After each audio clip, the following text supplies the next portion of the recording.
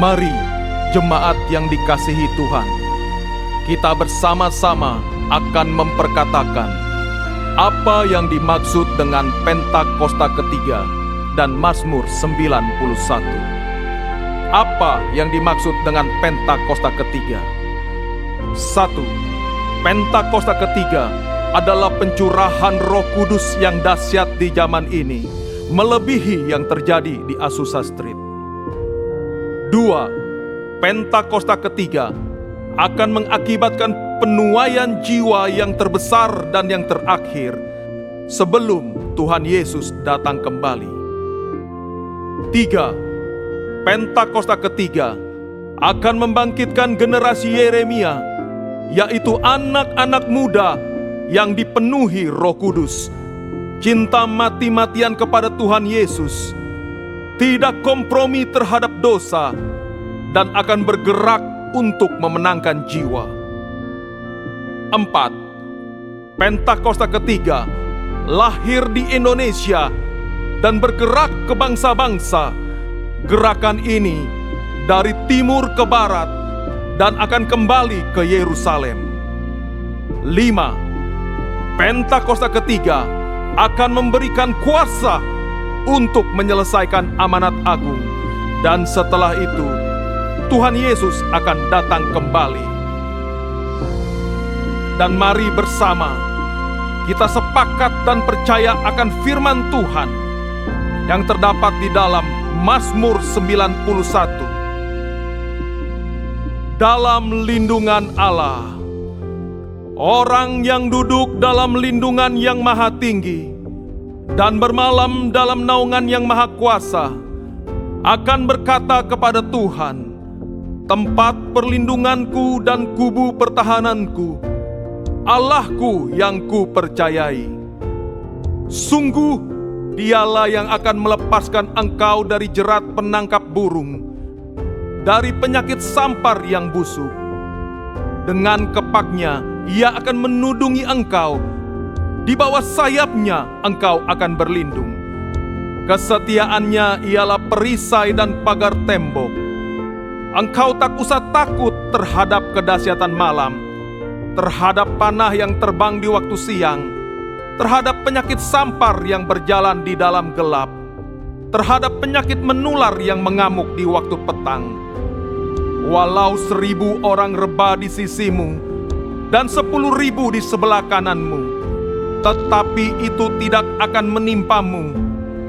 Engkau hanya menontonnya dengan matamu sendiri dan melihat pembalasan terhadap orang-orang fasik. Sebab Tuhan ialah tempat perlindunganmu, yang maha tinggi telah kau buat tempat perteduhanmu. Malapetaka tidak akan menimpa kamu, dan tulah tidak akan mendekat kepada kemahmu. Sebab malaikat-malaikatnya akan diperintahkannya kepadamu untuk menjaga engkau di segala jalanmu. Mereka akan menatang engkau di atas tangannya, supaya kakimu jangan terantuk kepada batu. Singa dan ular tedung akan kau langkahi. Engkau akan menginjak anak singa dan ular naga. Sungguh hatinya melekat kepadaku, maka aku akan meluputkannya.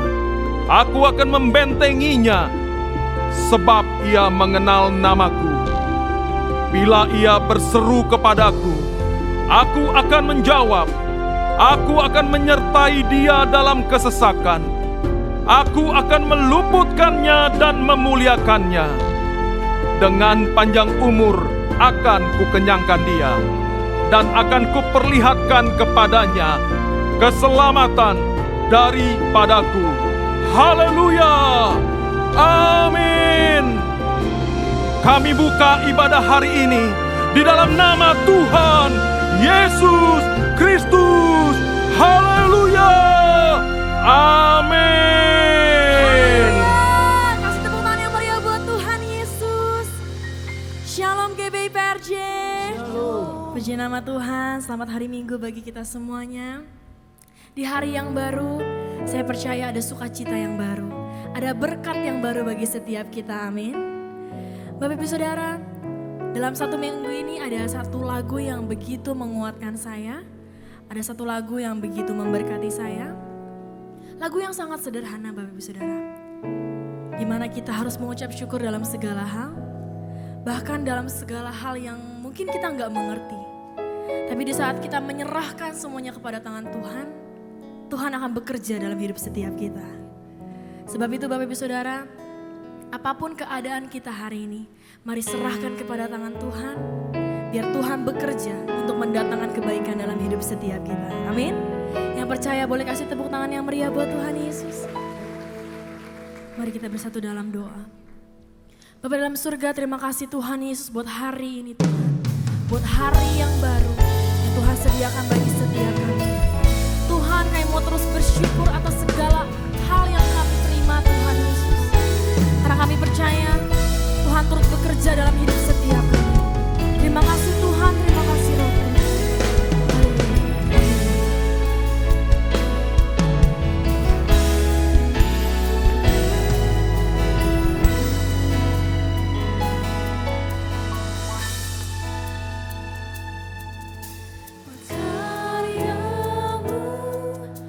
Segala rencanamu,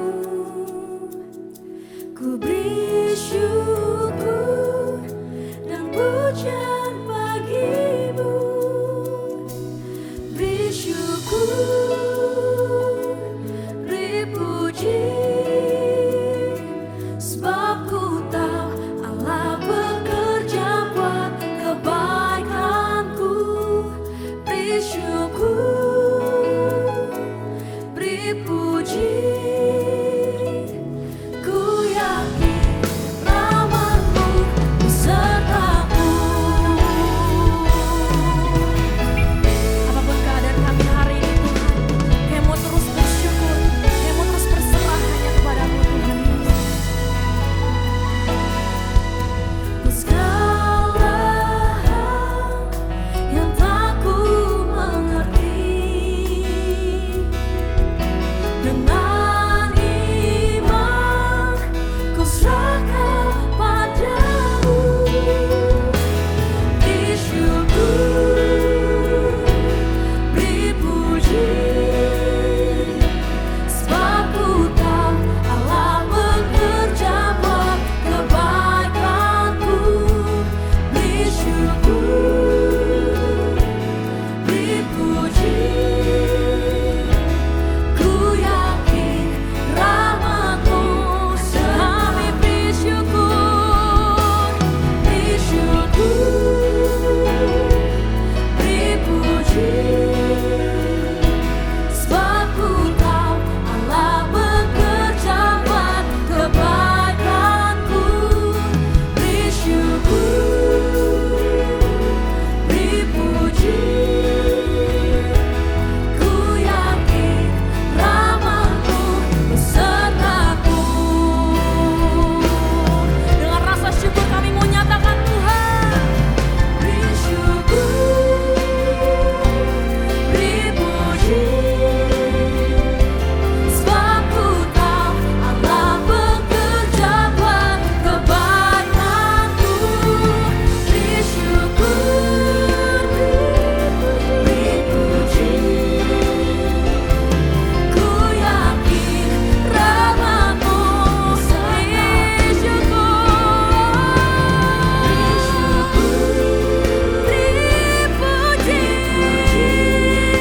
Allah bekerja buat kebaikanku. Beri syukur, beri puji, ku yakin rahmat-Mu besertaku. Beri syukur, beri puji, sebab ku tahu Allah bekerja buat kebaikanku. Beri syukur, beri puji, ku yakin rahmat-Mu. Kami beri syukur, beri syukur, beri puji.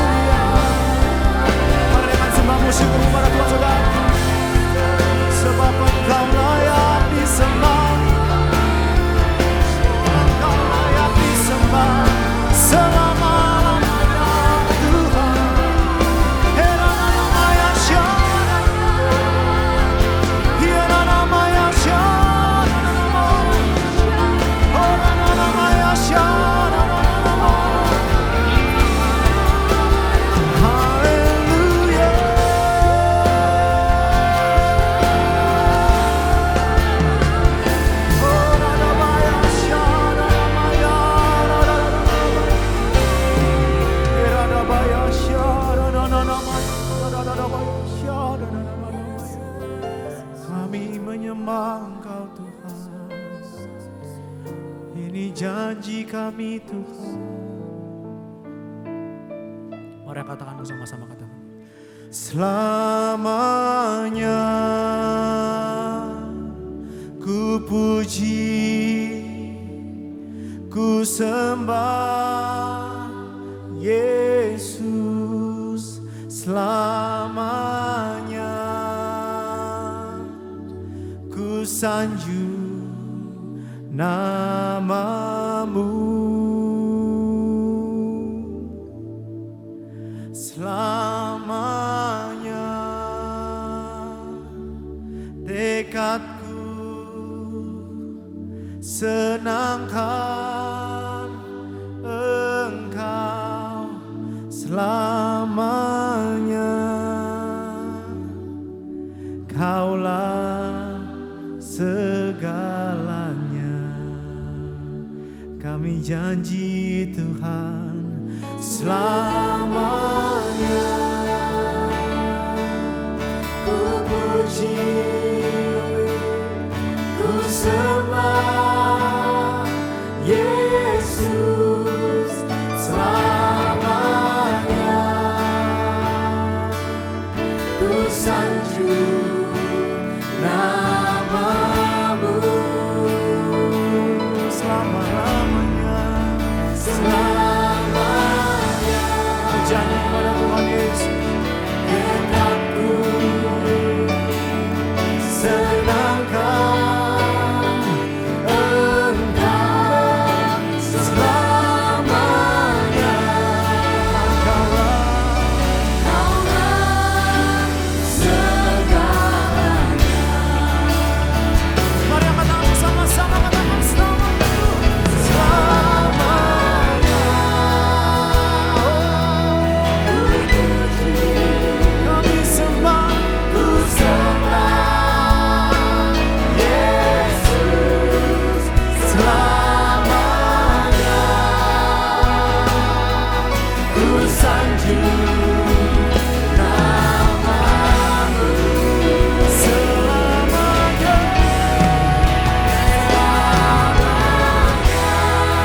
kami janji Tuhan, senangkan selamanya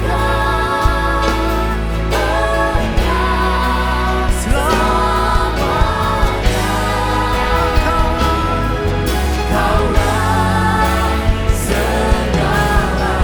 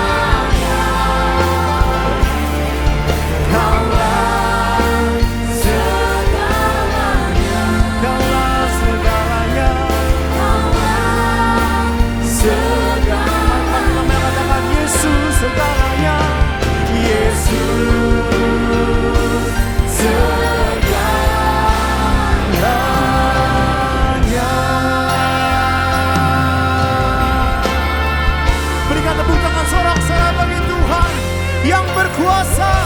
Sorakan haleluya. Sebab kami tahu selamanya Tuhan yang berkuasa Tuhan. Kami siap bersorak-sorai bagi nama-Mu Tuhan di dalam nama Tuhan Yesus. Yang siap bersorak sama-sama katakan amin. Shalom.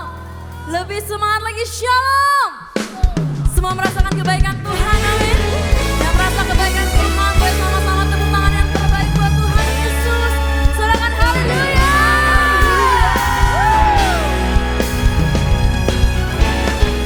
Hari ini kita sama-sama mau nyatakan bahwa Tuhan kita adalah Tuhan yang baik. Come on.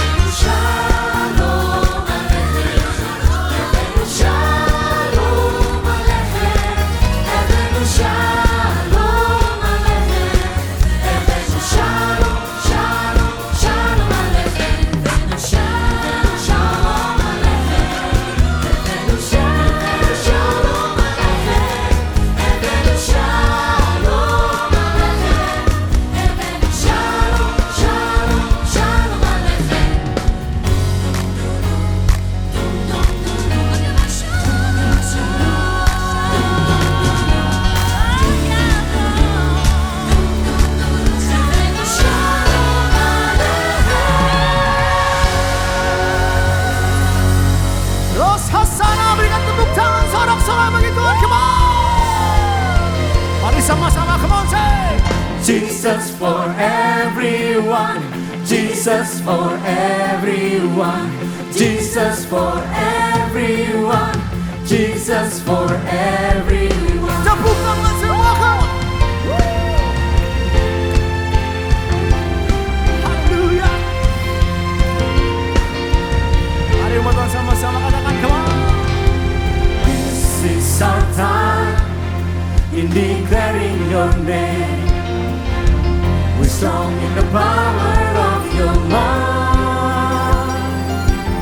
Together we stand, joining our hands, till every knee bows down, every tongue confess. Come on! Here we are, God, to glorify your name. Here we are, to magnify your Lord. Everybody just come on!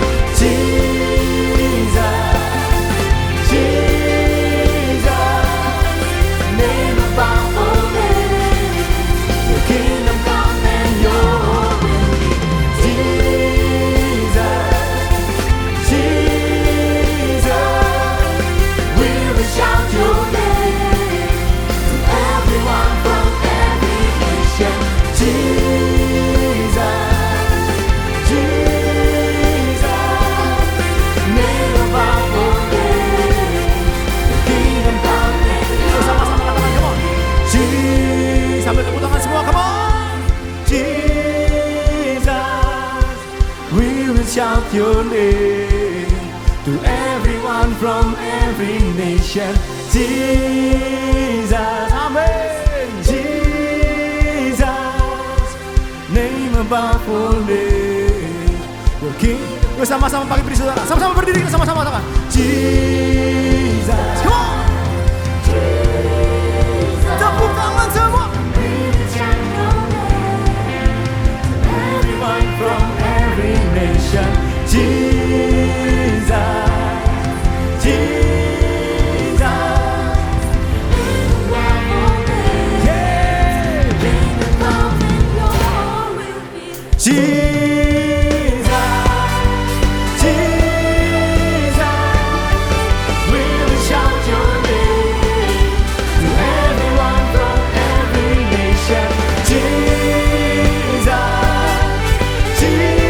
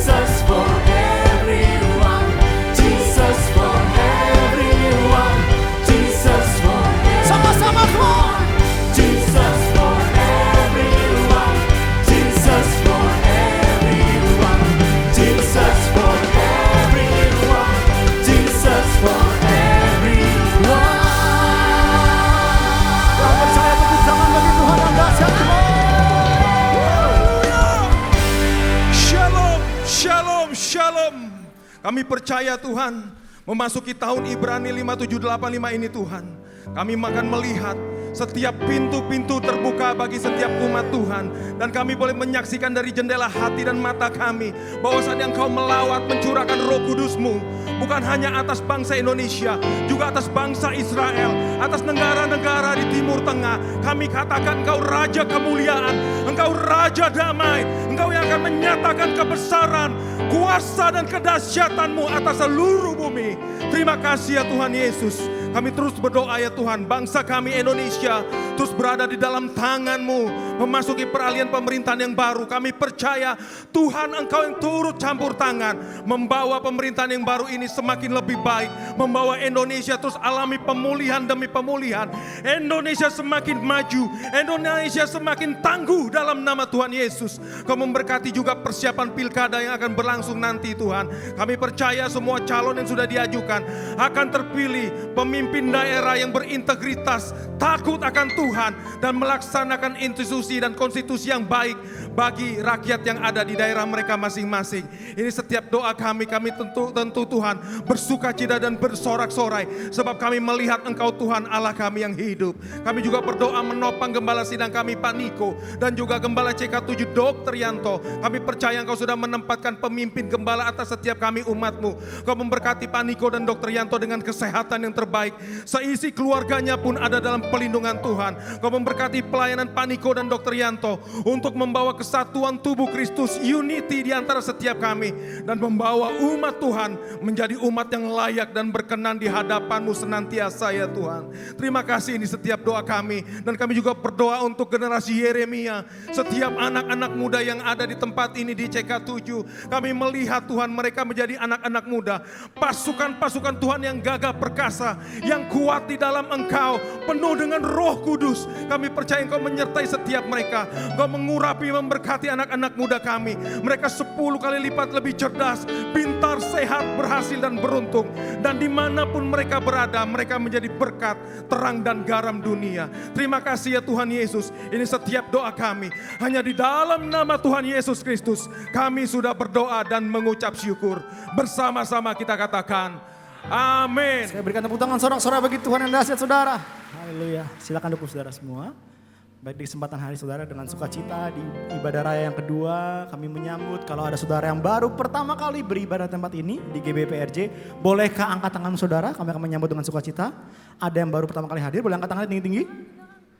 Ada di belakang saya. Wah, puji Tuhan. Halo, puji Tuhan. Shalom. Haleluya. Selamat datang saudara yang baru pertama kali hadir. Saudara dapat men-scan QR untuk mengisi biodata jiwa baru. Baik, kita akan menyaksikan news untuk sepekan ke depan. Multimedia kami persilahkan.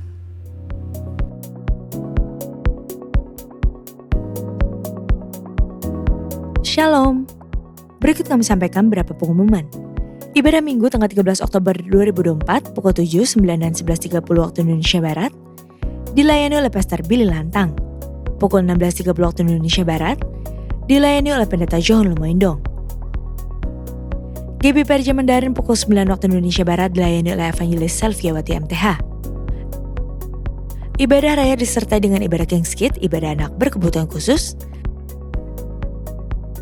Little Blessing Toddler, Sekolah Minggu,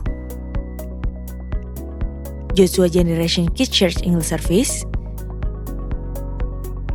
Junior Church Indonesian Service, 316 Youth English Service, dan 2 PM Service.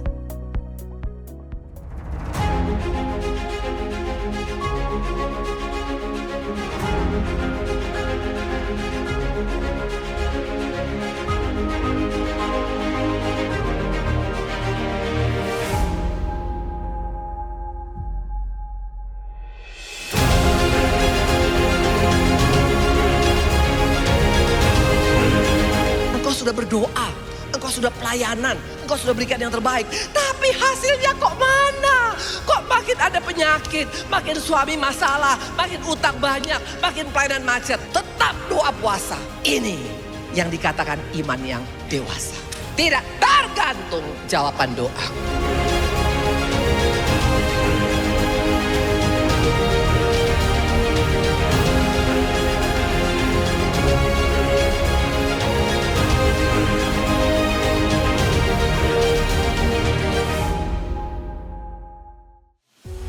Seringkali kita melihat adanya pertengkaran, iri hati dan tidak saling menghargai itu bersumber dari dalam hati kita sendiri. Kita perlu Tuhan dalam restorasi hati kita untuk memulihkan gambaran diri kepada suami, anak, dan teman-teman kita.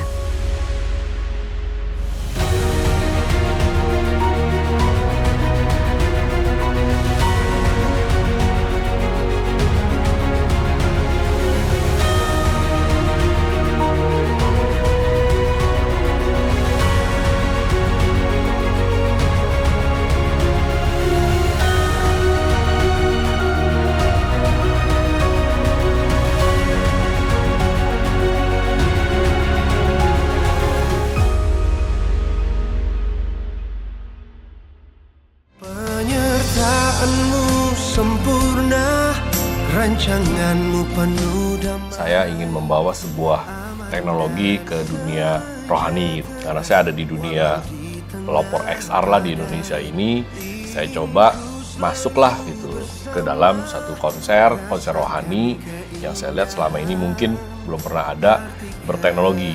Selain XR itu ada namanya virtual production.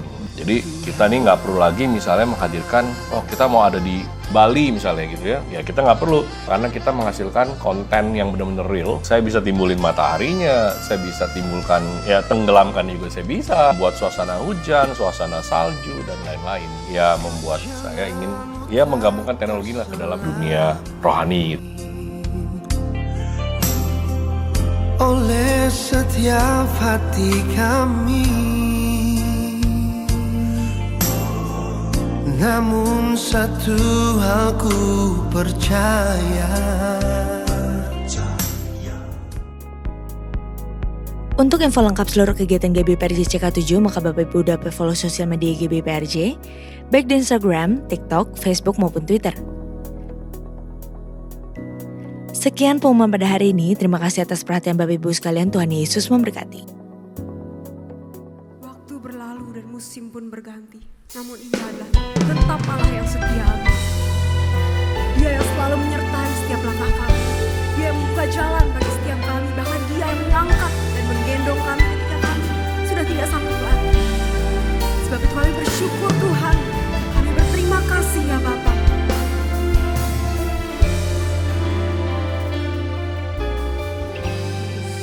Akan selalu berganti,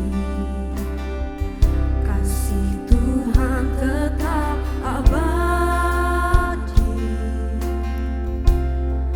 tak akan berubah sampai selamanya. Ku tetap percaya, ku yakin Tuhan memberkati, ku yakin Tuhan melindungi. Burung di udara Tuhan pelihara karena kasih-Nya. Tuhan selalu menolongku, selalu menjagaku. Sehelai di rambutku tak akan terjatuh tanpa seizinmu. Oh Tuhan selalu menolongku, selalu menjagaku. Dia mengenyangkanku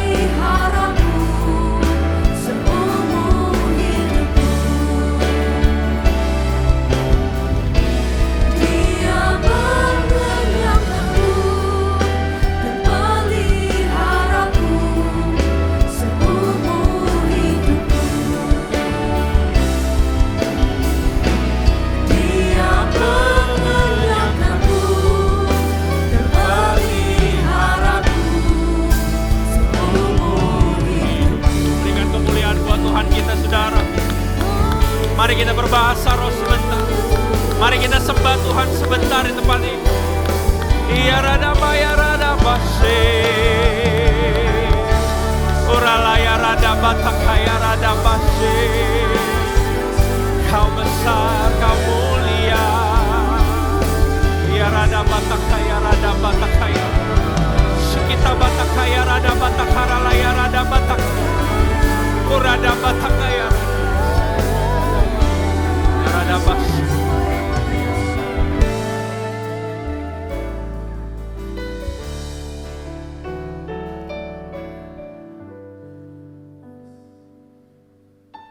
Hari ini message Tuhan simple buat kita semua. Itu buat hati-hati yang sedang terbeban berat. Buat saudara semua yang sedang mengalami pergumulan. Siang ini Tuhan rindu menjawab. Siang ini Tuhan mau menguatkan kita. Tuhan taruh dalam hati saya begitu ada kesegaran iman dan pengharapan yang baru. Dia mau berikan kepada kita semua. Karena itu jangan pasang defense. Sebelum dengar firman saya mau bilang, kita buka hati kita. Kita manusia lemah, saudara, saya juga manusia lemah. Siapa kita di hadapan Tuhan yang begitu besar? Jika kita perlu minta tolong, kita minta tolong pada Tuhan. Karena itu mari berdoa bersama-sama dengan saya. Jika kamu sedang alami pergumulan, taruh tanganmu di dada. Saya pun sedang mengalami masalah, saudara. Karena itu sama-sama kita berdoa. Bapa, ini kami Tuhan. Hidup begitu keras di zaman sekarang Tuhan.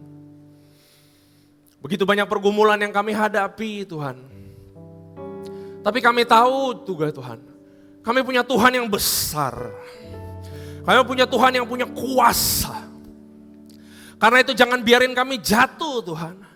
Tapi kuatkan kami, perbaharui iman kami. Perbaharui pengharapan kami Tuhan. Ingatkan kami kembali kami orang pilihan-Mu Tuhan. Ingatkan kami kembali Kau Allah yang antar generasi. Dari generasi orang tua kami, dari kami sampai anak kami. Kau selalu menyertai Tuhan. Kami buka hati kami, berbicaralah Tuhan pada pagi hari ini. Hamba-Mu rindu jiwa-jiwa dikuatkan. Hamba-Mu rindu kami semua dapat pengharapan yang baru pada pagi hari ini. Urapi lidah bibir hamba-Mu. Sembunyikan aku di balik salib-Mu Tuhan. Sertai ibadah kami. Kami percaya Roh-Mu bekerja dengan luar biasa. Terima kasih Tuhan. Terima kasih Bapa. Hanya di dalam nama Tuhan Yesus. Kami sudah memuji menyembah. Kami bersyukur Tuhan. Kami adalah anak-anak-Mu ya Bapa. In Jesus name, haleluya, amin. Berikan kemuliaan buat Tuhan yang meriah, yang panjang saudara. Amin, amin. Silakan kembali duduk. Terima kasih tim Praise and Worship. Shalom, selamat pagi semuanya. Luar biasa, tadi saya melayani juga di ibadah jam 7. Dan Roh Kudus, kuasa Tuhan bekerja dengan luar biasa. Hari ini message Tuhan simple. Saya terima kasih diundang kembali di tempat ini. Thanks for having me. Terima kasih Dr. Yanto juga. Terima kasih semua yang ada di sini. Hari ini message Tuhan simple, saudara. Saya berbicara tentang pergumulan. Saya berbicara tentang masalah. Karena sebenarnya saya juga sedang di dalam pergumulan sama kayak saudara. Jadi hari ini, pagi ini, jangan anggap saya seorang pembicara yang hebat. Wah, yang kenal firman Tuhan, pasti doanya lebih manjur, pasti kuasanya lebih hebat. Saya sama dengan saudara, betul? Tidak ada di tempat ini yang lebih hebat daripada Tuhan kita. Ya, saya mau di ibadah ini saudara kita semua dapat kekuatan yang baru. Karena tidak ada di antara kita yang kebal sama yang namanya masalah, betul? Kehidupan itu keras. Ya, realita kehidupan keras. Saya kasih judul hari ini adalah Lonely Fight. Sebuah pertarungan atau pergumulan yang terasa sendirian kita menghadapinya. Saudara pernah menghadapi itu dalam kehidupan? Rasanya kita ada di tengah-tengah keramaian, rasanya kita ada di tengah-tengah gereja, kita berkomunitas kok ya. Kita punya gereja, kita punya komsel, kita punya teman, kita punya keluarga. Tapi rasanya ada masa-masa di dalam kehidupan bahwa masalah itu betul-betul nyata dan kita rasanya harus bertarung sendirian. Betul saudara pernah alami itu dalam kehidupanmu? Kita diajarin sama COVID, semua harus sendiri, betul? Kita diisolasi, kita sendiri, kita nggak bisa berkumpul bersama. Sebenarnya COVID kemarin mengajarkan kita bahwa ada masa di dalam kehidupan, bahwa kita harus bertarung seolah-olah seperti sendirian, saudara. Ya, nah, saudara, saya pun tidak terlepas dari masalah. Saya sebenarnya beberapa bulan lalu saya bilang kepada teman-teman saya melayani di 2PM, saudara. Jadi saya berkata, saya ngomong kepada leader saya, Pastor Eradi, saya ngomong kepada beberapa co-leader, saya bilang, saya sedang mengalami pergumulan yang begitu berat, sampai sekarang masih, saudara. Saya mengalami pergumulan di tempat pekerjaan, saya mengalami pergumulan di keluarga, di masalah hubungan saya juga sedang mengalami pergumulan. Dan waktu itu saya bilang sama mereka, rasanya saya pengen stop dulu pelayanan. Rasanya saya pengen pause dulu sebentar sampai semuanya itu beres. Tapi saya tidak mengerti, malah di saat-saat seperti ini bahwa Tuhan kasih saya sebuah firman, sebuah message yang saya rindu bagikan kepada saudara semua. Siapa di sini yang merasa sama kayak saya bahwa hidup di zaman sekarang keras? Betul? Yang muda-muda, saya lihat nih yang muka muda-muda katanya cari kerja susah, benar? Yes, katanya susah cari kerja. Di tempat saya kerja juga pemecatan terus pemecatan terjadi. Saya yang mengalami di dalam karir kehidupan saya mengalami 4 kali pemecatan. Ada yang pecatnya sekali 1.000 orang, ada yang pecatnya sekali 400 orang, ada yang kemarin terakhir pecatnya sekali 700 orang. Katanya hidup di zaman sekarang keras. Nah, saudara, bulan lalu saya pergi cari sekolahan buat anak saya. Anak saya masih 3,5 tahun, dia tahun depan masuk TKA, saudara. Siapa di sini yang juga orang tua muda sama kayak saya, uang sekolah mahalnya minta ampun, betul? Ya, waktu saya ke sekolahan sih di presentasinya luar biasa, keren. Istri saya semangat, nanya ini Cambridge, ada Cambridge, ada IB, ntar begini ya, ntar begitu ya. Istri saya sih semangat. Tanya pendidikannya, saya sih udah nunduk terus lihat harganya, buat TK aja sebulan 3 juta, 4 juta. Dulu waktu saya SMA sebulan 500.000. Ya, di sini bapak-bapak atau yang cari duit pasti ketar-ketir, sama kayak saya, saudara. Pas lagi saya lihat uang sekolah begitu mahal. Anak saya mau keluar lagi yang kedua di bulan depan. Jadi nanti waktu anak saya yang pertama sekolah, anak saya yang kedua juga nanti mesti masuk sekolah. Saya nggak tahu nanti uang sekolah harus berapa, betul?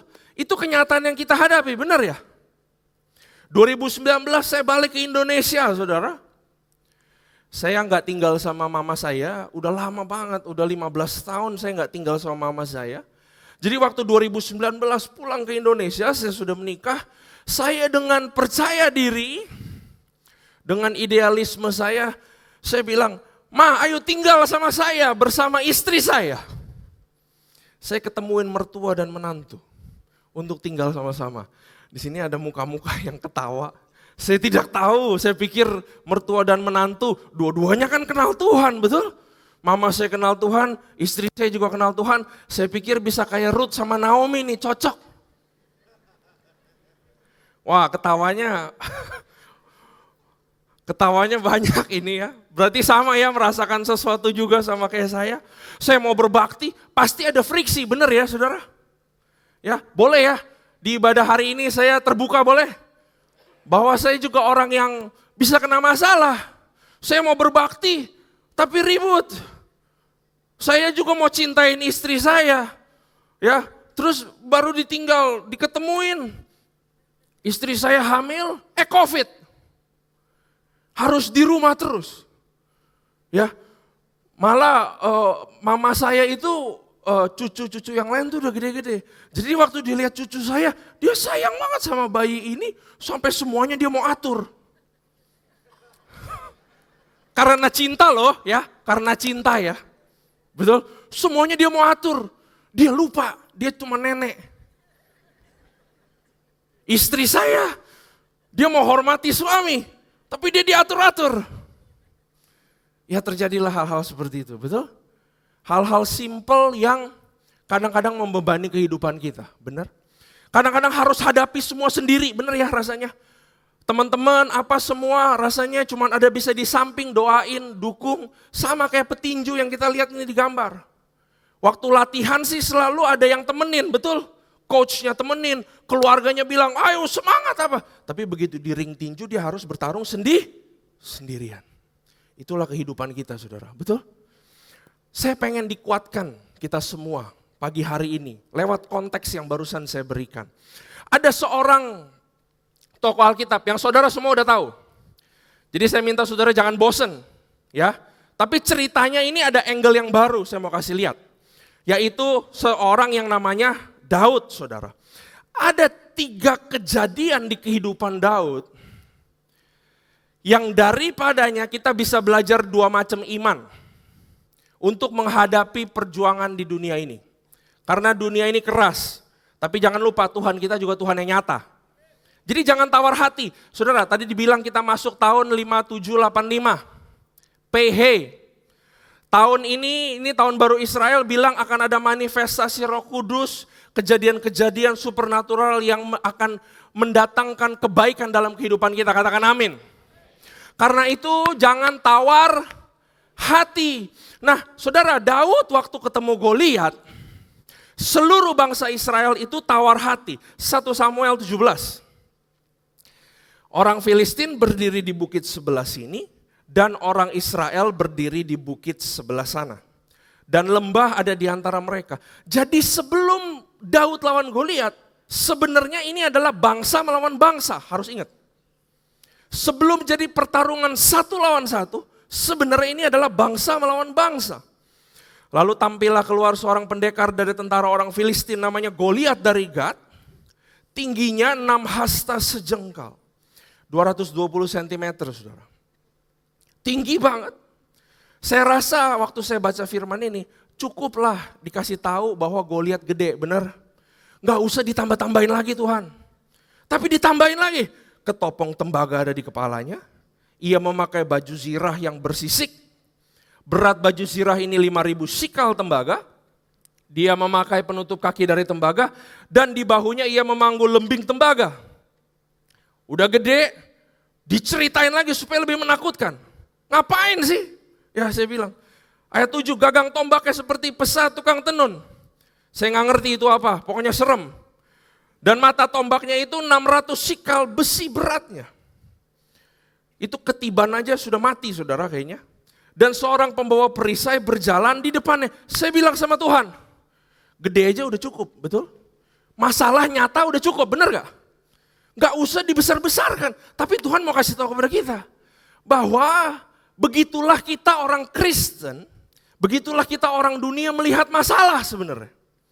Semakin dilihat, semakin besar. Dia mainnya di mana? Di pikiran kita.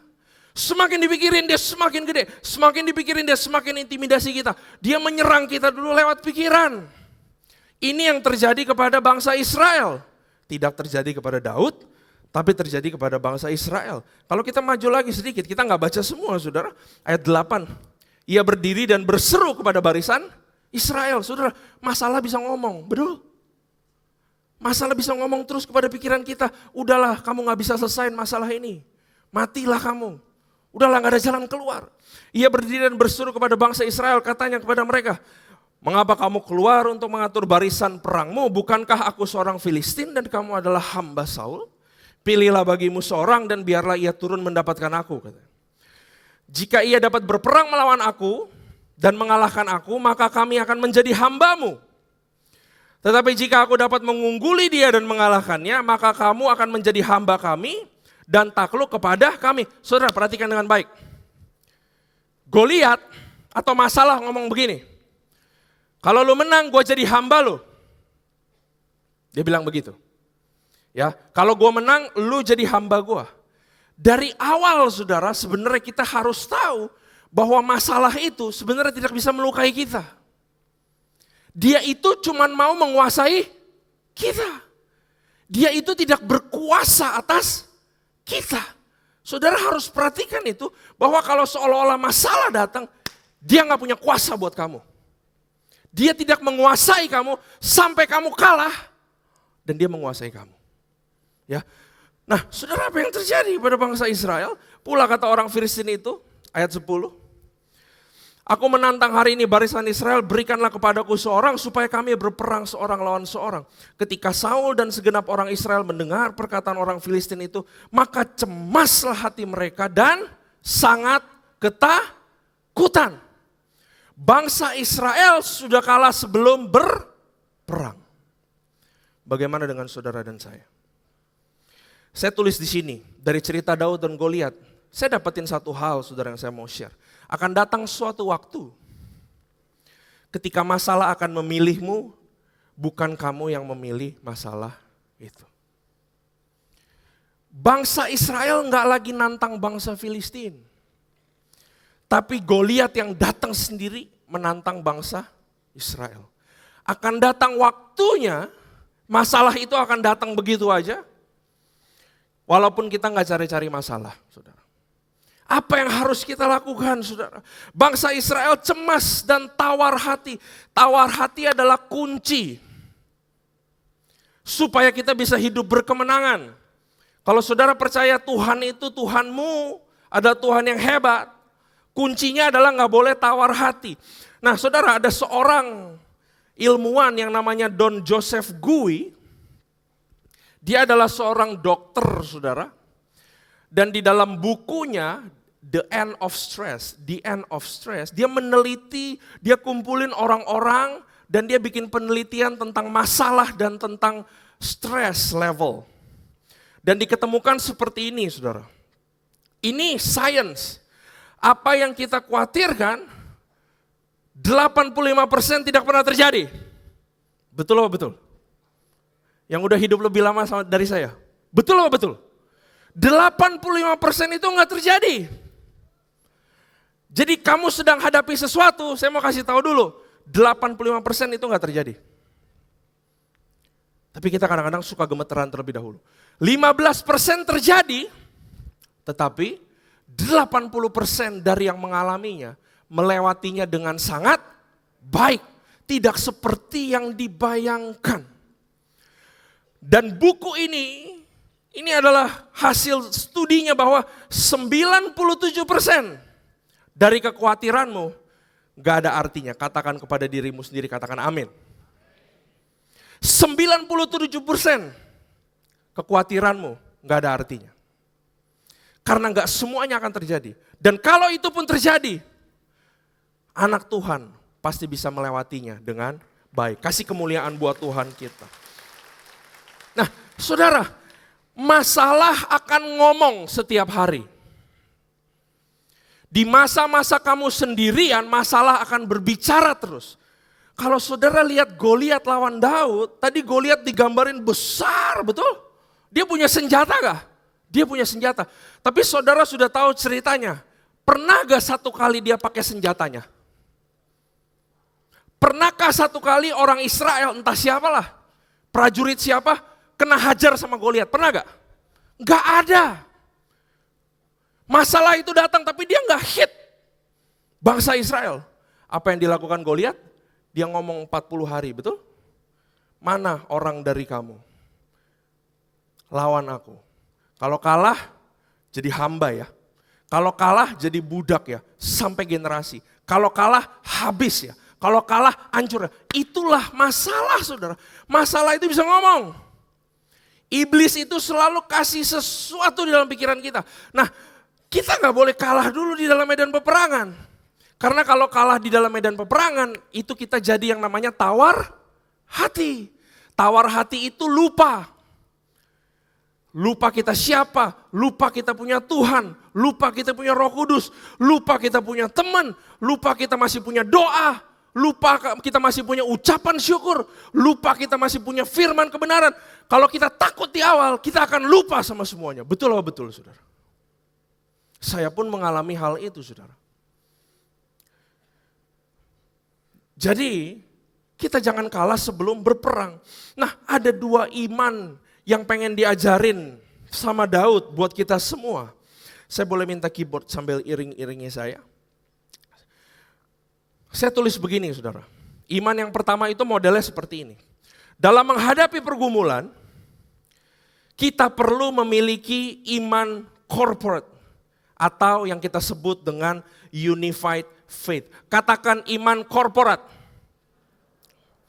Nah, saudara, Daud, tadi saya bilang ada 3 kejadian di dalam kehidupan Daud yang kita akan pelajari. Yang pertama tadi Daud lawan Goliat. Yang kedua adalah Daud waktu dia dikejar-kejar sama Saul, betul? Saudara tahu dia dikejar-kejar sama Saul, lalu dia masuk ke dalam satu gua, namanya Gua Adulam, ya. Yang di tengah ini, dia masuk ke dalam Gua Adulam dan dia belajar satu iman ini, saudara. Yaitu yang namanya iman corporate. 1 Samuel 22 ayat 1 sampai dengan ayat yang kedua.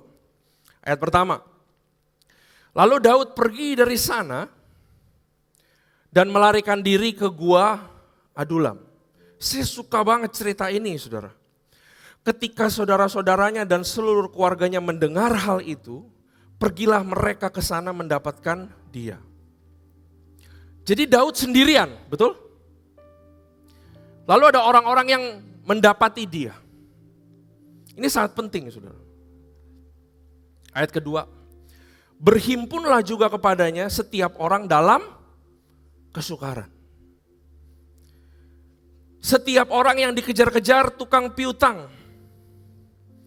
Setiap orang yang sakit hati. Maka ia menjadi pemimpin mereka. Bersama-sama dengan dia ada kira-kira berapa? 400. Disinilah Daud belajar bahwa kadang-kadang tidak usah menghadapi persoalan sendirian. Tapi kita kudu berada di tengah kerumunan, saudara. Kita tahu ceritanya, Daud menang terus. Berapa sih saudara kemungkinan dia bisa ketemu Saul? Saulnya sedang buang air besar di satu goa. Coba saudara pikir, berapa besar kemungkinannya? Menurut saya 0,00 berapa persen. Tapi kenapa hal itu bisa terjadi? Kenapa pintu bisa dibukakan? Kita tahu Daud gak bunuh Saul pada akhirnya. Tapi di situ kita belajar bahwa saat kita berkumpul dengan orang-orang dan kita sehati, apalagi kalau kita berdoa bersama, itu besar kuasanya, katakan amin. Saudara punya gak iman seperti ini? Yesus pun bicara tentang iman ini. Suara keyboardnya boleh gedein sedikit. Matius 18, mari kita baca Matius 18. Dan lagi aku berkata kepadamu, jika 2 orang daripadamu di dunia ini, apa saudara? Sepakat. Meminta apapun juga, permintaan mereka itu akan dikabulkan Bapakku yang di sorga. Sebab di mana 2 atau 3 orang berkumpul dalam namaku, di situ aku ada di tengah-tengah mereka. Kuncinya adalah begini. Daud lagi ketakutan. Daud lagi susah, betul? Ketemu orang yang juga ketakutan. Ketemu orang yang susah. Bersatu, sepakat. Sesuatu terjadi. Pertanyaan saya kepada saudara. Punyakah di dalam hidupmu orang-orang yang juga begitu dalam kehidupan? Boleh ya? Saya ngomong di ibadah ini aja. Jangan cuma datang ke ibadah hari Minggu aja, saudara. Kamu harus masuk komunitas. Kamu harus masuk komsel. Saudara harus masuk pelayanan. Saya tadi di ruangan VIP, saya cerita sama Pak David kesulitan yang sedang saya hadapi. Beliau, saya nggak minta kesaksian hidup ya tadi Pak ya. Menguatkan saya. Dia rasakan apa yang saya rasakan. Punyakah saudara orang seperti itu? Mesbah itu penting. Makanya di dalam satu keluarga harus punya mesbah. Harus berdoa sama-sama dong. Boleh ya saya bilang ya kepada para kepala keluarga, kepada para pemimpin keluarga. Jangan malu ngajak keluargamu berdoa. Karena bisa jadi kamulah yang paling mengerti kesulitan anak-anakmu, kesulitan istrimu. Dan saat kamu bersatu hatinya, memang lagi susah, memang lagi khawatir, tapi kamu bersatu dan kamu berdoa. Tiba-tiba ada kesepakatan dan sesuatu terjadi. Kasih kemuliaan Tuhan. Saya pernah kesaksian ini tahun lalu. Tapi izinkan saya kesaksian ini lagi saudara. Biar saudara tahu bahwa di dalam kesepakatan itu ada mujizat sangat luar biasa. Tahun lalu anak saya yang 2 tahun, masih 2 tahun, dia tiba-tiba lagi makan malam, dia kejang, saudara. Anak saya punya histori kejang. Saya lagi di atas, tiba-tiba istri saya dibawa teriak-teriak, tolong, tolong. Saya lagi mandi tuh, buru-buru lah pakai ini. Maaf, gak pakai celana dalam, cuman cepet-cepet pakai celana. Saya turun ke bawah. Itu mungkin udah sekitar 3 menit ya, saudara. Sampai ke bawah saya lihat istri saya udah nangis, sudah teriak-teriak. Saya lihat anak saya kejang, kan kalau kejang kaku ya, dia ada di baby chair. Dia gak bisa dikeluarin gitu sama istri saya, dia panik. Waktu saya lihat anak saya, satu badannya sudah biru, saudara. Birunya kayak biru warna jeans. Saya giniin tangannya ke hidungnya, gak nafas dia. Akhirnya itu bangkunya kita pretelin lah. Kita taruhin dia duduk di samping mana? Di sofa ya. Tidur nyamping. Mama saya keluar tambah bikin panik. Wah, ada apa? Wah, Randy cepetan ke rumah sakit. Anak lu udah gak napas. Ke rumah sakit buruan. Istri saya sih udah gak bisa apa-apa. Udah teriak-teriak, udah nangis. Udah gitu. Waktu saya di tengah kepanikan, saya keluar lah. Saya keluar ke sana. Saya buka pintu gerasi, saya udah di depan mobil nih, udah mau pergi bawa dia ke UGD, mau ke Mitra Kelapa Gading. Tiba-tiba saya ingat bahwa Randy belum berdoa. Waktu itu di dalam 1, 2, 3 detik saya bilang sama Tuhan, Tuhan masa kayak begini berdoa? Tapi tiba-tiba ada kedamaian dan saya disuruh berdoa. Tahu, saya balik ke rumah. Pas saya balik ke rumah, mama saya yang paling heboh, ngapain lu balik? Anak lo udah gak napas 7 menit. Udah mati kali. Betul? Masalah kadang-kadang ngomong begitu terus ke kita. Di rumah itu pertama kali saya teriak, diam semuanya. Kita belum berdoa. Gila ini bapak di masa kayak begini mau berdoa. Saya cuma bilang sama istri saya, sama mama saya. Setiap kata yang saya ucapkan, aminkan dalam hatimu. Sepakat. Ya udah saya berdoa, saya pegang anak saya ingat banget saudara, gemeter tangannya saudara. Tapi saya mau lakukan firman ini, sepakat ini. Saya pegang anak saya, saudara simple saudara. Bukan karena hebat saya, beneran bukan karena hebat saya. Tapi karena firmannya ngomong begitu. Tuhan, ini anak kesayanganmu loh. Reina, saya panggil anak saya, walaupun dia udah matanya putih semua. Reina, Tuhan sayang sama kamu. Dan saya mau bilang bahwa bilur-bilurnya sudah tercurah di kayu salib 2000 tahun lalu. Kesembuhan itu sungguh ada. Karena itu di dalam nama Tuhan Yesus sembuh. Waktu saya ngomong Yesus, nafasnya keluar 1 kali. Bukan saya, ya. Jangan tepuk tanganin saya, oke? Bukan saya. Nafas 1 kali. Saya pegang ininya, nafas 2 kali, 3 kali, 4 kali, birunya hilang. Bawa ke rumah sakit, dokter bilang, anaknya gak apa-apa. Ngapain lu bawa ke rumah sakit? Anaknya sehat semuanya. Bukan karena saya saudara, bukan karena hamba Tuhan. Tapi karena firman ini yang bilang begitu. Sepakat, maka sesuatu terjadi dalam kehidupanmu. Kasih kemuliaan buat Tuhan. Saudara, mungkin permasalahanmu jawabannya cuma 1.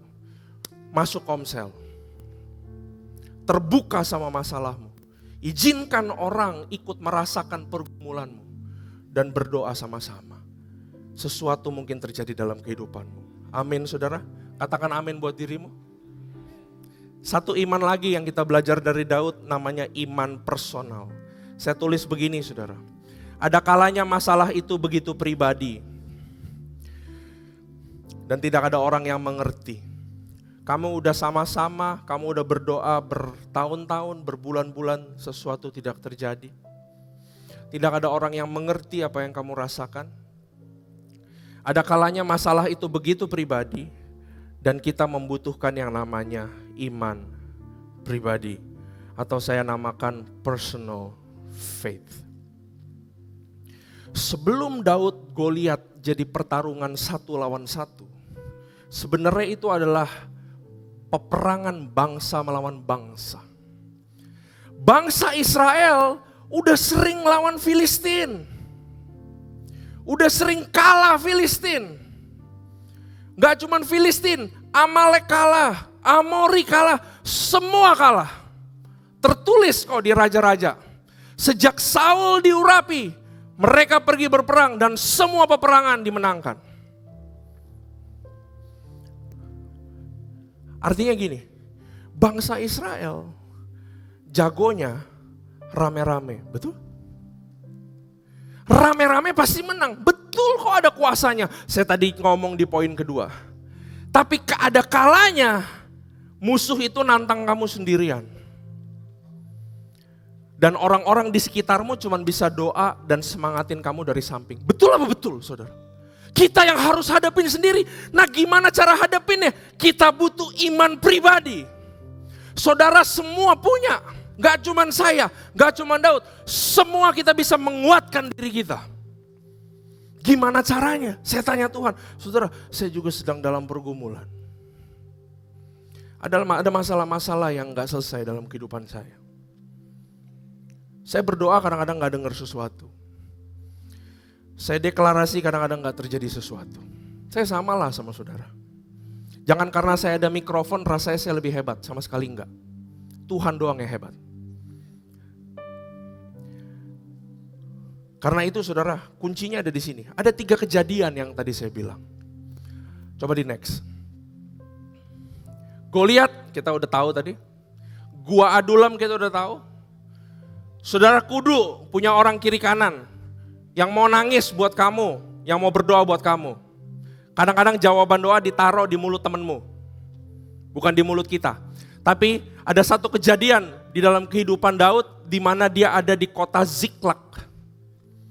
Di kota Ziklag itu dia mau dibunuh sama orang-orang yang ngikut dia di Gua Adulam 400 itu. Tiba-tiba Daud jadi sendirian lagi. Ayatnya berkata demikian. Dan Daud sangat terjepit.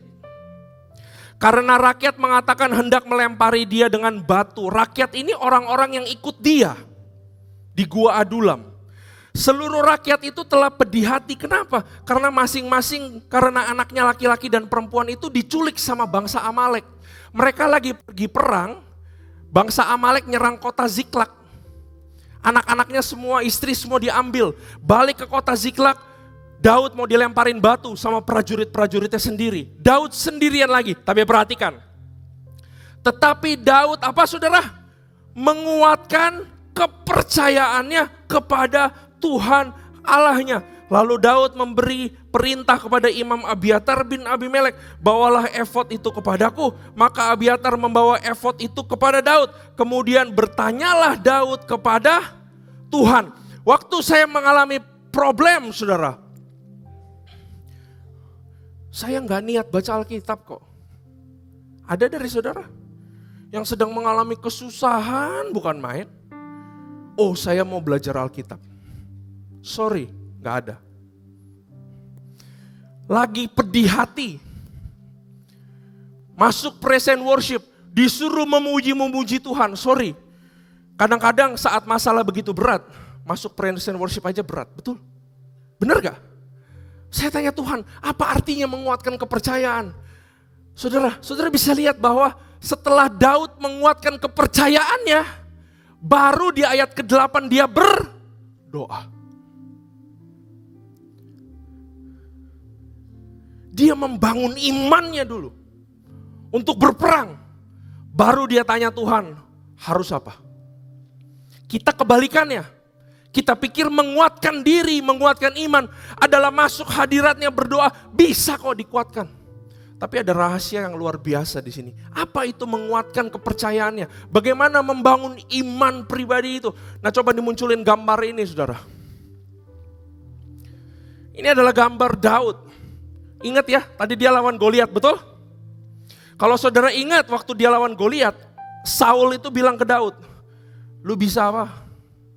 Bunuh Goliat. Saudara ingat Daud ngomong apa? Aku pernah bunuh singa. Betul? Dan aku pernah bunuh beruang. Karena itu aku juga bisa lawan Goliat. Daud itu nggak pakai firman. Daud itu nggak pakai puji-pujian membangun imannya. Daud mengingat Tuhan di masa lalunya. Iman personal atau iman pribadi adalah iman yang berasal dari pengalaman pribadimu sama Tuhan. Bukan berasal dari kesaksian saya. Bukan berasal dari mana-mana. Tapi jejak Tuhan di dalam kehidupanmu. Daud mengingat dia melawan singa, Tuhan menangkan. Daud melihat dia melawan beruang, Tuhan menangkan. Dan waktu di Ziklag dia sendirian, dia duduk merenung. Dia ingat kembali, lawan Goliat Tuhan menangkan. Lawan beruang Tuhan menangkan. Lawan singa Tuhan menangkan. Maka kejadian di Ziklag pun Tuhan akan menangkan saya. Itu adalah iman pribadi. Saudara semua punya kebaikan Tuhan. Lambaikan tangan kalau Tuhan pernah berbuat sesuatu dalam kehidupanmu. Terus lambaikan tanganmu. Saudara punya kualitas seperti Daud. Cuman sayangnya kita sering lupa kebaikan Tuhan. Kita cuman pikir, oh iya Tuhan baik kok. Tapi Daud karena dia gak punya jalan, dia ingat terus saudara. Saudara, waktu saya alami pergumulan, saya gak baca Alkitab, saya gak nyanyi saudara. Saya cuma setel YouTube biar ada musik aja supaya gak sepi. Tapi saya ingat kebaikan Tuhan. Dari situlah kita tarik Tuhan di masa lalu menjadi kekuatan di masa yang sekarang. Kasih kemuliaan buat Dia. Izinkan saya cerita ya saudara, untuk mengakhiri firman hari ini. Biar saudara juga boleh dikuatkan, semoga saudara dikuatkan. Saya seharusnya gak ada di tempat inilah saudara. Baru kemarin malam mama saya tiba-tiba lagi ngobrol, dia tiba-tiba cerita. Karena anak saya yang kedua bulan depan lahir, dia jadi cerita hal ini. Dia bilang, Ren, lu tahu gak, lu tuh hampir idiot. Hah? Saya kaget. Saya kok ceritanya kok kayak gini. Dulu waktu mama lahir kamu, tiba-tiba mama itu lahir kamu anak keempat udah umur 43. Tiba-tiba harusnya natural, kata dokter semuanya fine. Tiba-tiba jam 3 jam 4 pagi mama sakit bukan main perutnya. Kontraksinya gak biasa. Lalu mama berdoa, waktu berdoa bener deh Ren. Kagak ngerasa sakit sama sekali. Kayaknya saya ketemu Tuhan Yesus, mama bilang. Lalu setelah selesai berdoa, saya tanya ke mama saya, mama ngobrol lama sama Tuhan. Mama lupa. Yang mama ingat selesai berdoa, mama pencet bel, panggil suster, nggak mau natural, mau sesar. Diomelin sama suster, mana ada jam 4 mau sesar, berubah pikiran semua. Mama saya ngomel-ngomel. Saya bilang, ma katanya sakit kok bisa ngomel-ngomel sama suster. Akhirnya singkat cerita, anestesi semua datang, dokter bedah semua datang jam 6 pagi disesar dan ternyata saya udah dililit tali pusar 3 kali. Dan badan saya biru semua saudara. Dan sisa 10 menit mungkin dokter bilang anak kamu pasti idiot. Tuhan bekerja luar biasa waktu saya lahir saudara. Beberapa tahun kemudian belum selesai ya. Beberapa tahun kemudian, 17 tahun kemudian, waktu saya remaja, saudara semua udah tahu lah ceritanya lah ya. Broken home, papa punya keluarga lain. Saudara tiri saya umurnya kayak saya besarnya, mau dibunuh sama papa. Saya harus kabur dan kena narkoba saudara. Waktu itu zamannya diskotik, saya gak bangga cerita ini ya. Tapi ada Tuhan juga di lembah kekelaman. Saya di diskotik, saya minum ekstasi, dari ekstasi naiklah, ada sabu-sabu, ini semua segala macam. Gak apa-apa ya, saya cerita ya. Dan gak cuma 1-2 kali saya overdosis, saudara. 1 kali overdosis, 2 kali overdosis, 3 kali overdosis, sampai ada satu titik.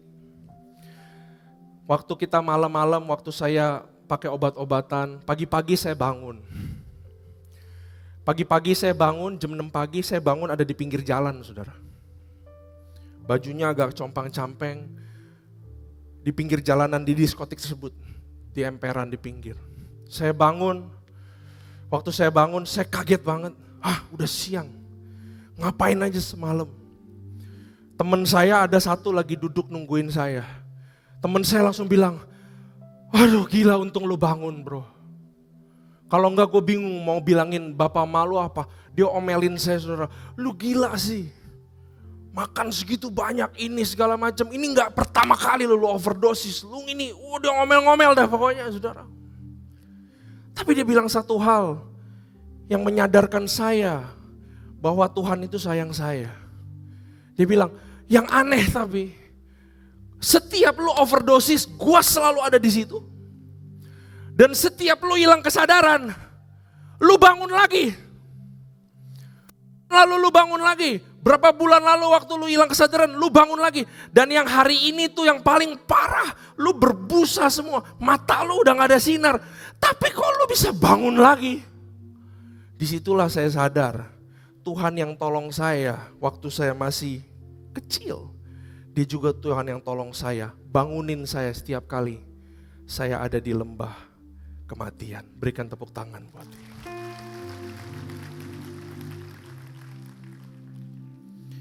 Selama pergumulan, saya putar terus film itu. Bahwa Tuhan yang dulu ada, juga ada sekarang. Bahwa Tuhan yang dulu sekali berpuluh-puluh tahun, pernah sentuh kehidupanmu, pernah menjejaki kehidupanmu, pernah menjejaki keluargamu. Dia juga adalah Tuhan yang akan tolong kamu di masa yang sekarang. Boleh gak kita nyanyiin lagu yang satu tadi terakhir tuh? Saya mau ajak saudara bangkit berdiri. Boleh gak saudara? Ya, gak terburu-buru boleh ya Pak David ya? Boleh gak saudara pejamkan matamu? Aku gak tahu saudara, kamu sedang alami apa?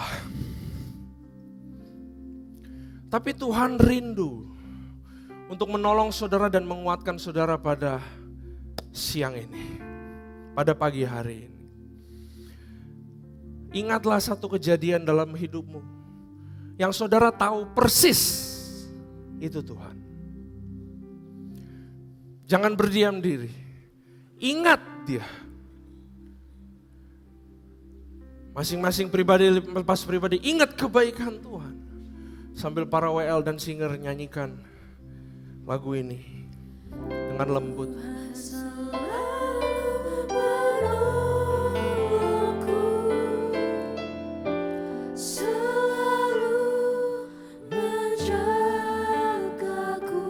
Bukankah dia selalu menjaga dirimu? Sehelai di rambutku tak akan terjatuh tanpa seizinmu. Bukankah kehidupanmu baik-baik aja sekarang? Tuhan selalu menolongku. Tidak pernah terlambat, bukan pertolongan Dia. Selalu menjagaku.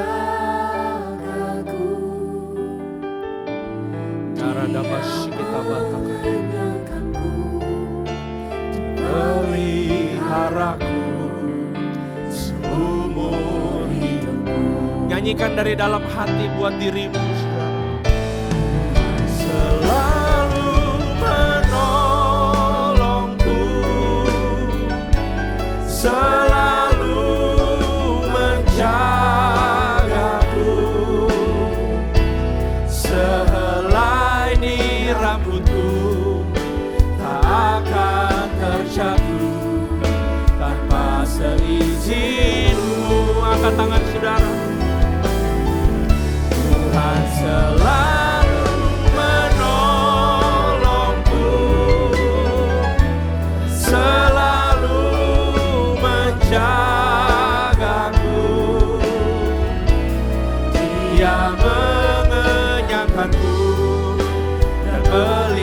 memeliharaku seumur. Sekali lagi saudara, sekali lagi kuatkan imanmu, ingat kebaikan Dia.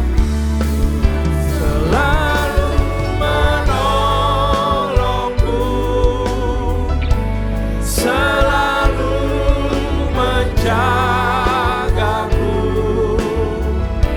sehelai di rambutku tak akan terjatuh tanpa seizin-Mu. Tuhan selalu menolongku, selalu menjagaku. Dia mengenyangkanku dan peliharaku seumur hidupku. Mari kita berdoa bersama. Kalau kamu punya masalah, taruh tanganmu di dada. Tuhan, bukan kesaksianku, bukan kehebatanku Tuhan yang berbicara pada pagi hari ini. Tapi biar pribadi-Mu dan jejak-jejak-Mu di dalam kehidupan jemaat-Mu. Itulah kekuatan mereka Tuhan. Saudara semua tahukah bahwa Tuhan tidak pernah berubah dalam kehidupan? Saudara tahukah bahwa tangan yang menolongmu dulu juga adalah tangan yang akan menolongmu sekarang? Janganlah menjadi tawar hati, karena Tuhan toh ada dalam kehidupan. He will never leave you or forsake you. Firman-Nya berkata, walaupun orang tua mau meninggalkanmu, Dia tidak akan meninggalkanmu. Dapatkanlah kekuatan Tuhan pada pagi hari ini. Dia adalah Tuhan yang besar, Dia adalah Tuhan yang penuh kuasa. Tangannya lebih hebat dari apapun. Tidak ada satupun yang bisa menghalangi engkau. Dan Tuhan itu mengasihimu. Kau adalah anaknya yang disayangi. Aku berdoa ya Bapa, bagi kami yang sedang mengalami pergumulan, masuk tahun PH, kami declare sama-sama sepakat. Ada kuasa mujizat terjadi di dalam kehidupan kami in the name of Jesus Christ. Apapun permasalahan kami, baik itu masalah finansial, masalah hubungan, masalah pernikahan, masalah masa depan, masalah pekerjaan, kami mau declare akan ada mujizat yang terjadi dalam kehidupan kami in the name of Jesus Christ. Berikan kemuliaan buat Tuhan kita. Makasih Tuhan. Hamba-Mu telah selesai berbicara. Biar Kau sendiri Tuhan yang menguatkan kami semua. Bahwa kami adalah orang-orang pilihan-Mu. Dan kami tidak akan kalah sama yang namanya dunia. Terima kasih Tuhan. Hanya di dalam nama Tuhan Yesus. Kami telah belajar banyak. Kami menerima kekuatan, iman, pengharapan yang baru. Haleluya.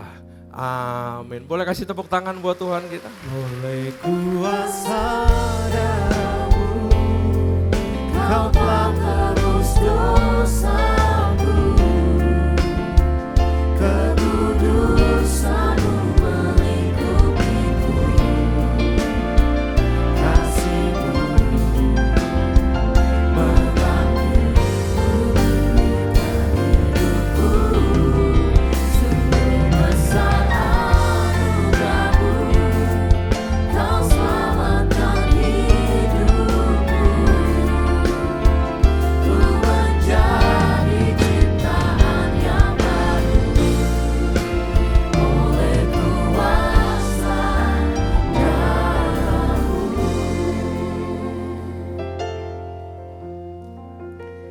Kita akan masuk dalam perjamuan kudus. Perjamuan kudus adalah perjamuan Tuhan sendiri. Perjamuan kudus berbicara tentang kematian Tuhan Yesus sampai Dia datang untuk kali yang kedua. Setiap kali kita masuk dalam perjamuan kudus, ini pesan Tuhan. Biarlah ini menjadi peringatan akan daku, kata Tuhan Yesus. Mari kita renungkan tentang Tuhan Yesus dengan segala kebaikannya, supaya kita lebih mengasihi Dia, supaya kita lebih mengasihi satu dengan yang lain. Siapakah kami Tuhan? Sebelum kami mengenal Engkau, kami adalah orang berdosa, dan upah dosa adalah maut. Tetapi Engkau yang tidak berdosa telah dijadikan dosa oleh karena kami. Engkau harus turun dari surga mulia. Mati ganti kami dengan penderitaan yang luar biasa. Engkau jadikan kami anak-anak-Mu. Engkau tuntun kami. Engkau bela kami. Engkau berkati kami. Ya Aba, ya Bapa, Engkau sungguh baik. Engkau sangat baik. Kami mengasihi Engkau ya Tuhan. Tuhan mau memberkati saudara melalui perjamuan kudus. Tapi Tuhan mau kita makan dan minum dengan cara yang benar. Karena itu, mari masing-masing introspeksi. Lihat keadaan dirimu. Mari kita minta ampun dan bertobat atas kesalahan kita. Ampuni kami ya Tuhan. Ampuni kami Tuhan.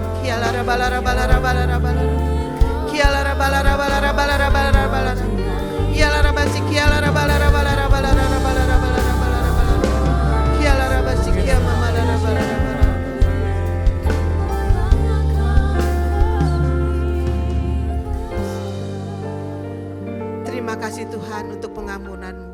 Kami akan masuk dalam perjamuan kudus dengan hati penuh ucapan syukur. Sebab apa yang kuteruskan kepadamu telah aku terima dari Tuhan, yaitu bahwa Tuhan Yesus pada malam waktu ia diserahkan mengambil roti. Kita angkat roti di tangan kanan kita tinggi-tinggi, dan sesudah itu ia mengucap syukur atasnya. Ia memecah-mecahkannya dan berkata, inilah tubuhku yang diserahkan bagi kamu. Perbuatlah ini menjadi peringatan akan aku. Saudara yang dikasihi Tuhan, bukankah roti yang kita pecah-pecahkan adalah persekutuan kita dengan tubuh Kristus? Mari kita makan dalam nama Yesus.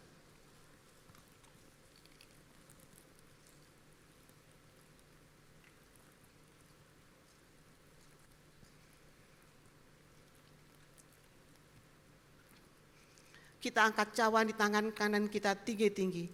Demikian juga ia mengambil cawan sesudah makan lalu berkata, cawan ini adalah perjanjian baru yang dimeteraikan oleh darahku. Perbuatlah ini setiap kali kamu meminumnya menjadi peringatan akan daku. Saudara yang dikasihi Tuhan, bukankah cawan pengucapan syukur yang atasnya kita ucapkan syukur adalah persekutuan kita dengan darah Kristus? Mari kita minum dalam nama Yesus. Mari jemaat, angkat kedua tanganmu, ucapkan syukur dan terima kasih kepada Tuhan. Terima kasih Tuhan.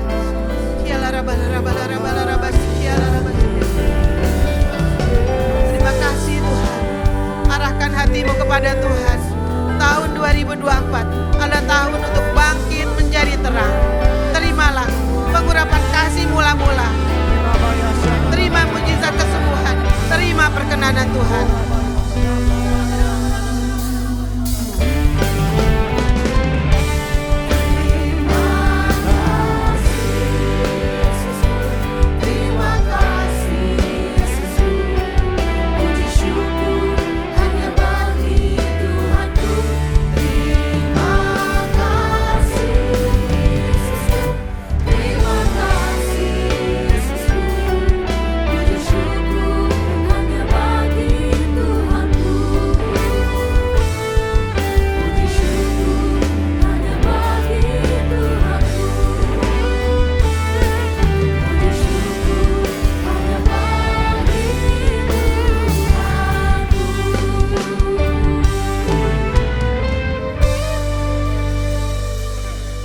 Terima kasih Tuhan Yesus untuk pengorbanan-Mu di kayu salib. Dengan darah-Mu dosa kami diampuni. Dengan darah-Mu kami diselamatkan. Dengan darah-Mu kami diperdamaikan dan kami dilayakkan untuk memanggil-Mu Bapa. Sekarang waktunya Engkau memberkati jemaat-Mu. Mari para suami, kepala keluarga, angkat kedua tangan-Mu. Tuhan, berkati para suami di tempat ini. Berikan hikmat-Mu. Jadikan mereka imam, raja, dan nabi yang mengasihi dan memimpin keluarganya dalam takut akan Tuhan. Bimbing mereka untuk senantiasa hidup berkenan di hadapan Tuhan. Mujizat dan berkat Tuhan akan melimpah dalam kehidupan mereka.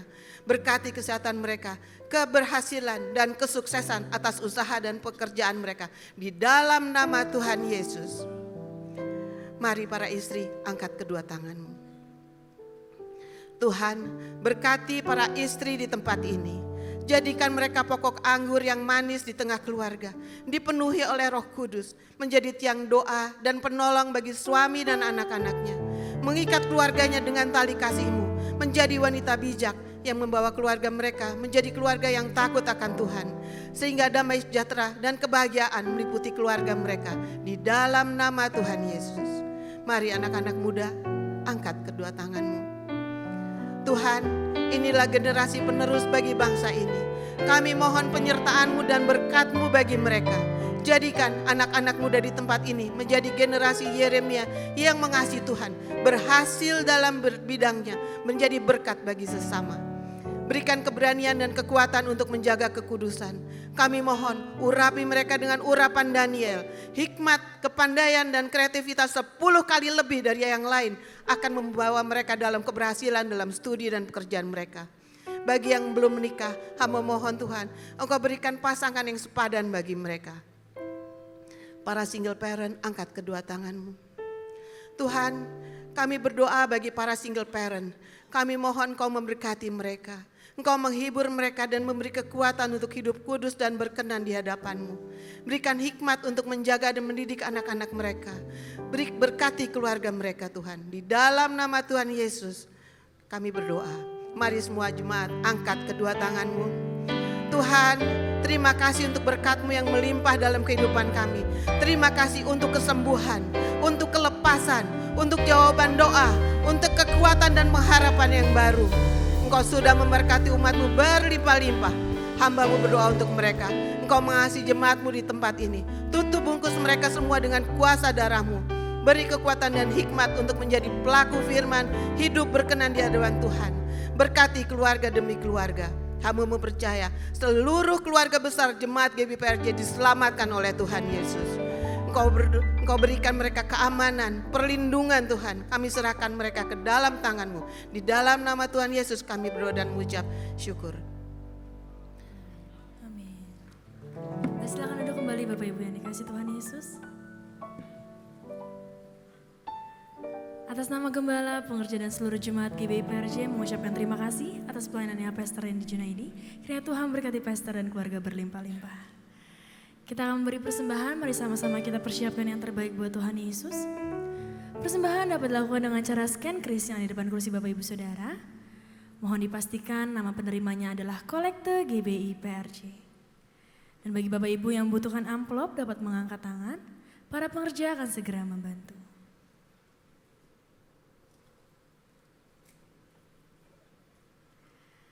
Baik, jika sudah siap, saya undang sekali lagi kita sama-sama bangkit berdiri. Dan kami himbau untuk tetap berdiri sampai kita menerima doa berkat. Mari sama-sama kita bangkit berdiri, kita akan berdoa persembahan. Bapa, kami bersyukur buat semua berkat-Mu. Kami membawa persembahan sebagai wujud syukur. Kami percaya kami menerima kesehatan, keluarga, bisnis, pekerjaan, dan kuliah yang terbaik. Ini adalah waktu memberi persembahan dalam nama Tuhan Yesus Kristus. Amin. Selamat memberi, Tuhan Yesus memberkati. Segalanya yang ku miliki, semuanya daripada-Mu, kan ku bawa persembahanku yang terbaik hanya bagi-Mu.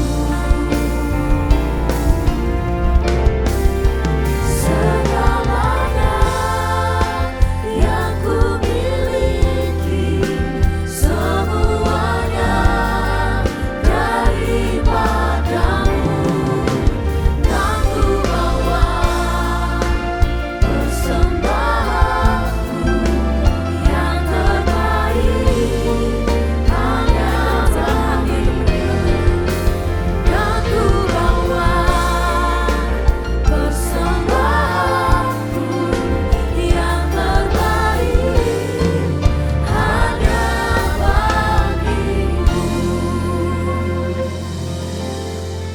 Mari jemaat sekalian kita arahkan tangan kita kepada Pastor Randy Junaidi yang sudah memberkati kita dengan firman Tuhan. Tuhan, kami berdoa untuk hikmat Tuhan dan pengurapan yang lebih lagi bagi Pastor Randy. Sehingga lebih banyak jiwa menjadi pelaku firman, menjadi orang-orang yang berintegritas. Juga kami mohon penyertaan, perlindungan, dan berkat berlimpah bagi Pastor Randy dan seluruh keluarga besar. Di dalam nama Tuhan Yesus kami berdoa. Mari Bapak Ibu, angkat kedua tangan dan arahkan hatimu kepada Tuhan. Terimalah damai sejahtera dan berkat yang berlimpah-limpah dari Allah Bapa. Kasih karunia dari Tuhan Yesus, persekutuan yang manis bersama Roh Kudus menyertai kita semua. Mulai sekarang sampai saat Tuhan Yesus datang menjemput kita di awan-awan yang permai. Bahkan sampai selama-lamanya. Mari kita yang percaya dan diberkati katakan amin. Selamat hari Minggu semua, terus memberkati kita semua. Shalom everyone. Salah satu ajaran Hyper Grace adalah bahwa Tuhan Yesus telah mengampuni dosa yang kita lakukan di masa lalu, masa kini, bahkan di masa depan. Bahkan dikatakan bahwa pengampunan Tuhan adalah sebuah jaminan yang kita dapat saat kita mengakui seluruh dosa-dosa sekali untuk selamanya. Menurut ajaran Hyper Grace, pengakuan dosa tidak lagi diperlukan. Apa yang sebenarnya firman Tuhan katakan tentang pengampunan dosa masa depan? Pada edisi Voice of Pentecost kali ini, kita akan menjawab pertanyaan tersebut. Saat kita menerima Tuhan Yesus sebagai Tuhan dan Juru Selamat, maka kita mengalami kelahiran baru dan pembenaran di dalam Kristus. Kelahiran baru menjadikan orang percaya anak Allah dan ciptaan yang baru. Keselamatan yang diperoleh pada tahap ini adalah anugerah Allah. Bukan karena usaha manusia, tapi semata hanya karena iman kita kepada Kristus. Peristiwa ini adalah suatu peristiwa yang terjadi sekali seumur hidup. Dan seketika itu juga menghasilkan pendamaian. Sehingga Allah tidak lagi memperhitungkan dosa-dosa kita sejak kita lahir hingga saat kita mengalami pembenaran. Dan kita memasuki babak baru dalam perjalanan rohani kita sebagai orang percaya yang kita kenal dengan istilah pengudusan atau sanctification. Pengudusan adalah suatu proses bagi orang percaya untuk menjadi serupa dengan Kristus, yaitu dengan menghasilkan buah roh. Dan seluruhnya adalah bagian keselamatan. Jadi, keselamatan adalah proses yang terjadi terus-menerus sejak kita mengenal Yesus, menerima Yesus, dan melekat kepadanya dengan menjadi murid yang setia sampai kita menjadi sama seperti Yesus. Puncak dari proses pengudusan adalah pemuliaan atau glorification, di mana ini adalah akhir dari perjalanan hidup orang percaya di dunia. Dan Tuhan akan memberikan tubuh yang baru, yang dibebaskan dari kehadiran dosa dan kepada setiap orang percaya yang setia sampai garis akhir. Mungkin sebagian dari kita pernah mendengar pernyataan, lahir baru itu sekali, tetapi pertobatan itu harus setiap hari. Mengapa kalau kita diselamatkan oleh kasih karunia melalui iman kepada Kristus, kita tetap harus menjadikan pertobatan sebagai gaya hidup? Tentu alasannya karena orang percaya masih dapat jatuh ke dalam dosa. Kita dapat melihat kisah-kisah di Alkitab bagaimana orang percaya pun masih bisa jatuh ke dalam dosa. Dan ia tetap perlu mengakui dosanya sehingga pengampunan dari Tuhan turun. Di dalam 1 Korintus 11 ayat 28-31, Rasul Paulus meminta jemaat Korintus untuk memeriksa atau menguji diri sebelum menerima perjamuan kudus. Karena ada konsekuensi dari dosa. Dalam hal ini disebutkan menjadi lemah, sakit, bahkan meninggal. Bagi mereka yang belum memeriksakan dirinya dan memohon ampun dari Tuhan atas dosa-dosanya. Kalau mereka sudah diampuni atas dosa masa depannya, dosa yang dilakukan setelah mengalami kelahiran baru, mengapa masih ada konsekuensi dari dosa? Di dalam Ibrani 10 ayat 26-27, penulis surat Ibrani mengatakan bahwa akan ada penghakiman yang mengerikan dan kobaran api yang dahsyat bagi orang yang sengaja berbuat dosa sesudah ia memperoleh pengetahuan tentang kebenaran. Kepada jemaat di Efesus, Pergamus, Tiatira, Sardis, dan Laodikia di kitab Wahyu, Tuhan meminta mereka untuk bertobat dari dosa-dosa mereka agar mereka tidak mengalami penghukuman dan murka Tuhan. Dari contoh-contoh tadi, maka kita dapat melihat bahwa secara tersirat maupun tersurat, orang percaya tetap perlu mengakui dosa sebagai tanda penyesalan jika jatuh dalam dosa, serta bertobat dan tidak melakukan dosa itu lagi. Selain itu, tidak ada satu ayat pun di dalam Alkitab yang mengatakan bahwa dosa masa depan atau dosa yang belum dilakukan sudah diampuni oleh Tuhan. Sehingga orang percaya tidak perlu lagi bertobat dan mengakui dosanya sepanjang kehidupan rohani mereka. Pengampunan dan kasih karunia selalu tersedia bagi anak-anaknya yang sungguh-sungguh mau bertobat. Pengakuan dosa kita kepada Tuhan bukanlah usaha untuk mempermurah kasih karunia Tuhan. Akuilah dosa di hadapan Tuhan, bertobatlah sungguh-sungguh, dan kelegaan dari Tuhan akan turun kepada kita. Untuk penjelasan lebih lengkapnya dari tim teologi kami, Silakan buka link yang ada di atas atau scan QR code yang tersedia. Tuhan Yesus memberkati. Jesus for everyone.